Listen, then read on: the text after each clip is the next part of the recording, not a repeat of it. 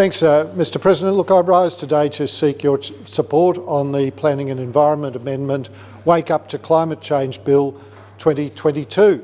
Mr President, we call it the Wake Up to Climate Change Bill for a good reason. It's time that we did wake up to climate change as a parliament. Mr President, I don't know whether you or other members saw a film called Don't Look Up, and it wasn't a particularly remarkable film with Leonardo DiCaprio in it, but it was a bill about scientists discovering that a comet was heading towards Earth and that we didn't have a lot of time to respond to it, but unfortunately the news was received with very little official attention and was actively denied by the government. And we can't put our heads in the sand any longer on climate change. We've noted the results of the last election very heavily influenced by public sentiment on climate change. So the purpose of the amendment I seek today is to strengthen the Planning and Environment Act 1987 so that it relates to the more recent Climate Change Act 2017. These acts are currently seen to work in conflict with each other, as the Planning Act's prescribed purpose is the use, development and protection of land in Victoria, and goes on to set out the processes and the framework for planning provisions, but the Act currently neglects to set the broad and much needed objectives for how projects in planning should encompass consideration of climate change.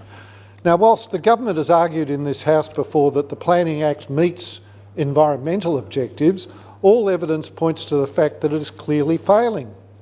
It's failing our native flora and fauna, our wetlands, our forests, our open spaces, our diverse ecosystems and our diminishing wildlife corridors, all of which is resulting in a mass species extinction. If the recent State of Environment report, which came out a few weeks ago, isn't a wake-up call to the government, then I really don't know what is. Yeah, but the government's heard all this before.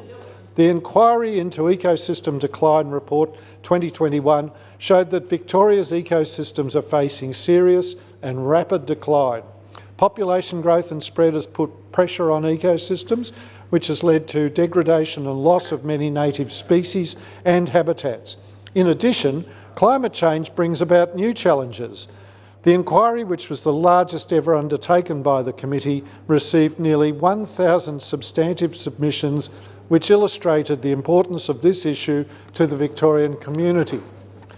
The report found that climate change is already driving ecosystem decline across Victoria, with devastating effects on native floral and faunal species. 6 environment groups, including Victorian National Parks Association, Environment Victoria and Friends of the Earth, released a joint statement saying that findings made it abundantly clear the state needed to act to halt the decline of 400 plants and animals listed as critically endangered and the 2,000 listed as threatened under state laws. The Climate Change Act 2017, referred to in this bill, introduces a set of policy objectives guiding principles and mandatory considerations to embed climate change into government policy formulation and decision making. It ensures that any decision the government makes, quote, appropriately takes into account of climate change if it is relevant. In a submission to the inquiry, DWELP acknowledges the challenges and threats to Victorian ecosystems and native species that had presented as a result of climate change. They said, many native species, I'm quoting here, many native species are at an increasing risk of extinction from a range of pressures, including the impacts of climate change. The Victorian National Parks Association provided written evidence describing how the changing climate is driving ecosystems decline across the state. In Victoria, much of the connectivity between ecosystems has been lost through land clearing and changed land uses.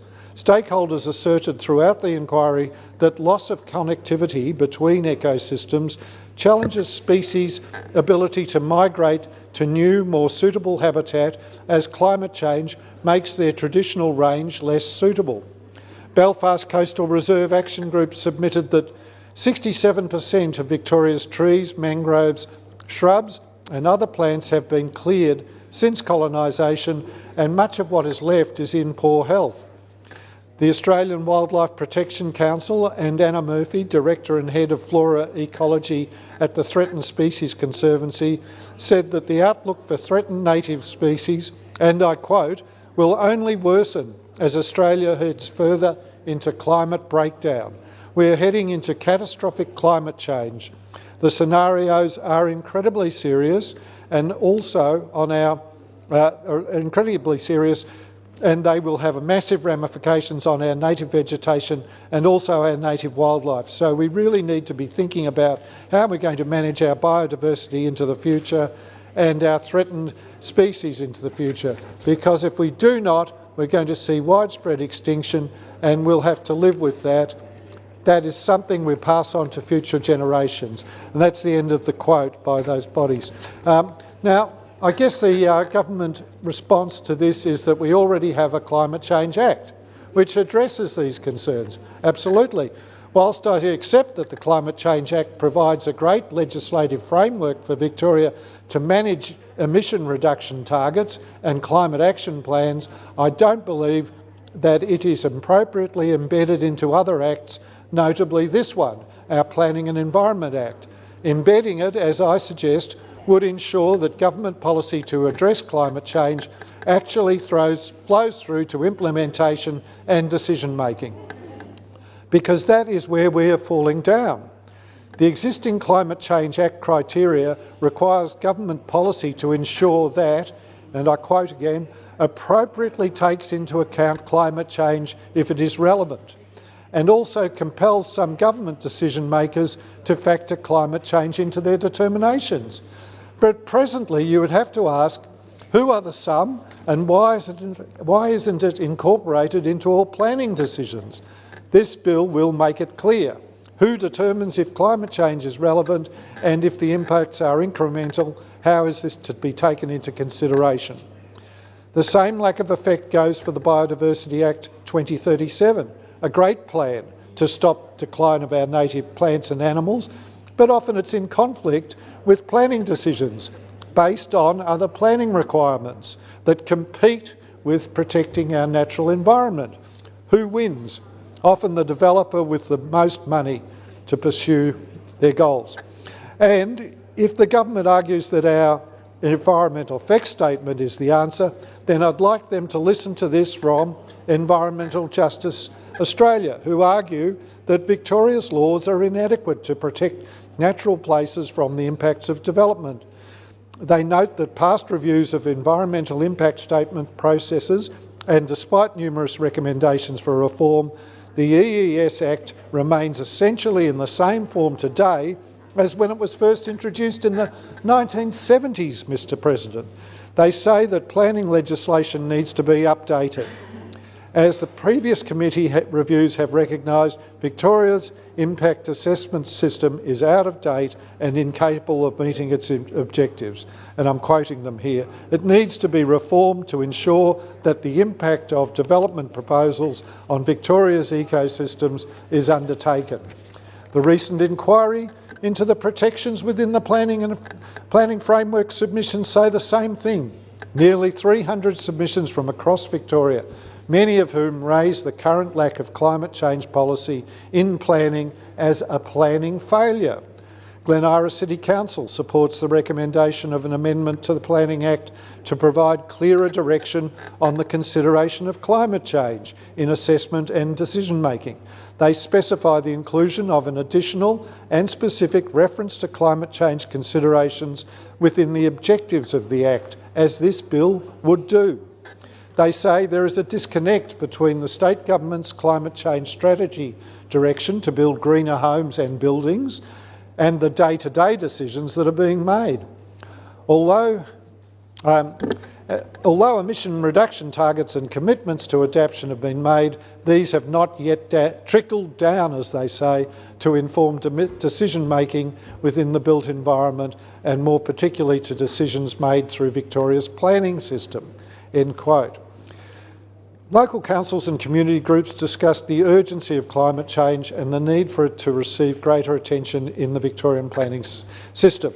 The Council Alliance for a Sustainable Built Environment submitted that climate change should be elevated as a central consideration in both strategic and statutory planning. That is a quote. They indicated the urgent need to improve the current planning framework to ensure its climate change resilience. Nillumbik Shire Council emphasised the need to acknowledge climate change within the planning system. And it said, and here I quote again, there is a need for the Planning and Environment Act to consider the effects of and contributors to climate change and to mitigate the environmental, social and economic effects of climate change and any emerging planning issues. They say there is a distinct disconnect between policy objectives in the planning policy framework in regards to climate change and existing implementation tools within the planning schemes. Bayside City Council's submission also outlined a key gap within the Planning Act as, and I quote here, is its undeniable weakness in relation to its lack of climate change action, environment protection and regulation. Whilst there are tools within the Victorian planning provisions that enable local environmental outcomes to be considered, these are constantly overlooked in favour of the objectives of the Act to facilitate development, as the environment outcomes at the micro scale are often insignificant, allowing this to be overlooked or given less weight. End quote.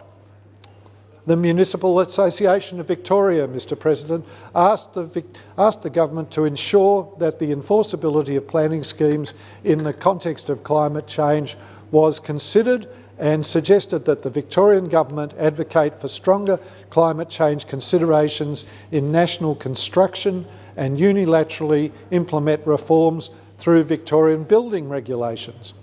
The Victorian Greenhouse Alliance and the Council for Sustainable Built Environment said in their joint submission that local government in Victoria had identified a disconnect between high-level positions on climate change both by state and local government and the day-to-day decisions that are being made through the planning system. The Glen Ira Climate Action Group says, and I quote, the current provisions to protect the environment are too vague and lack effectiveness as we continue to see high greenhouse gas emitting projects proceed and the loss of biodiversity and healthy environments. The Act doesn't consider climate change and does not apply the Climate Act 2017 to properly provide for climate to be considered in planning decisions for land use, development and transport. End quote. Mr President, even the Planning Institute of Australia says there's a lack of specific guidance to address key planning change, including climate change. They say we agree with the following conclusions of the Auditor-General's 2017 review of the planning system. There are vague and competing state planning policies, objectives and strategies with limited guidance for their implementation, which reduce the clarity of the planning system's direction in meeting state planning objectives. The Climate and Planning Advocacy Group, representing 7 major alliances, says once again there is a disconnect between high-level policy positions on climate change, both by state and local government, and the day-to-day decisions that are being made. In practice, local government decision makers routinely report that the adoption of a zero emissions target and commitments to adaptation have not yet trickled down to inform decision making within the built environment, and more particularly to decisions made through Victoria's planning system. End quote. And then we go back to the State of the Environment report just this month, and the headlines say it all. Climate change is affecting every aspect of our environment. Temperature fluctuations, extreme events and fire risks are increasing. 2, the general outlook for our environment is deteriorating. Pressure from climate change, habitat loss, invasive species, pollution and resource extraction are changing the landscape. 3, environmental decline affects the well-being of all Australians. 4, our environment is under extreme pressure. 5, climate change is having a profound impact and adaptation is vital. The overall summary is grim, Mr President. Obviously, the many agencies are calling for change. The health of Australia's environment is poor and ecosystems are collapsing. At least 19 ecosystems are now near collapse. Key points in the report show that Australia's lost more mammal species than any other continent and has the highest rate of species decline in the developed world. More than 100 Australian species have been listed as either extinct or extinct in the wild. The major cause of extinction listed include habitat destruction and clearing. The report also says that nature's deteriorating health is threatening the well-being of all Australians. This was also evident in the species extinction report that identified Indigenous mental health decline due to environmental destruction. Australia's ecosystem collapse and unsustainable actions are threatening our own well-being. The previous State of Environment reports warned of future impacts of climate change. The new report documents that the impacts are already here and getting worse. Heat waves kill more people in Australia than any other extreme event. Heatwave intensity in Australia has increased by 33% over the last 2 decades, with at least 350 deaths between 2000 and 2018. And when heatwaves strike, we see the flow-on consequences. For instance, our hospital emergency departments. Climate change is also exacerbating air quality issues through dust, smoke and emissions. For example, the 2019-2020 bushfires exposed over 80% of the Australian population to smoke. This exposure killed an estimated 417 people, Mr President. The report says we need to find ways to more effectively monitor, manage and prioritise climate change to ensure sustainability. Sustainability, Mr President, means meeting today's needs without compromising the needs of future generations. It's founded on effective ecosystem protection and environmental stewardship. The State of the Environment report contains a range of recommendations to tackle our sustainability challenges. It talks about building connections between people, our country, economics and the environment. And that's what I'm asking for today, to build a connection between climate change and development. The report says we can turn things around with immediate action, innovative management and collaboration. But can our state government really take steps to be proactive? Now, I've detailed a lot of people calling for change just to show all here that this is coming from a multitude of sources. The new Federal Environment and Water Minister, Minister Tanya Plibersek, said that the State of the Environment report was a shocking document and told us, and I quote, "a story of crisis and decline in Australia's environment and of a decade of government inaction and willful ignorance," end quote. "I won't be putting my head in the sand," she said. "Under Labor, the environment is back on the priority list." I wonder if it's on the priority list here, Mr President. I would like your support to do the same, to actually put our money where our mouth is, to strengthen the Planning and Environment Act, to ensure that a response to climate change and the protection of the environment is included in the purpose and enhances the objectives of this Act. It's a simple change, as you can see by what's been circulated. It's a most necessary change. The Planning Act is old, it's dated, it doesn't reflect climate change and it needs to. It needs to relate to other legislation. Now, you might, or the government might say, let's do it later, next term of Parliament, after the inquiry comes in. But if the government's big build agenda doesn't incorporate climate change now, any resulting environment decline is obviously a backward step and may not be easily reversed. So we need to act now, but it needs to be a balancing act to protect the environment, not just to pay lip service, but to actually take action. A recent review on climate change adaptation planning for biodiversity conservation by James Watson and others from the University of Queensland concludes that there has been slow progress in the development of appropriate methodologies for integrating climate change strategies. They say there needs to be holistic management. They say, and I quote once again, "Climate change is a fact of our times. It's already altering species from the poles to the tropics. And because greenhouse gas emissions to date commit the Earth to substantial climate change, it will do so for decades or centuries to come, regardless of the mitigation efforts we undertake. We are critical of an approach that relies solely on status quo and continuing best practices, as we think it's inappropriate and in the long term could lead to conservation activities that are maladaptive. Planners must adapt to deal with the new reality that climate change presents." End quote. Now, Mr President, I hope you can support this bill. We can't continue our current practice of putting the environment last in planning decisions. Thank you.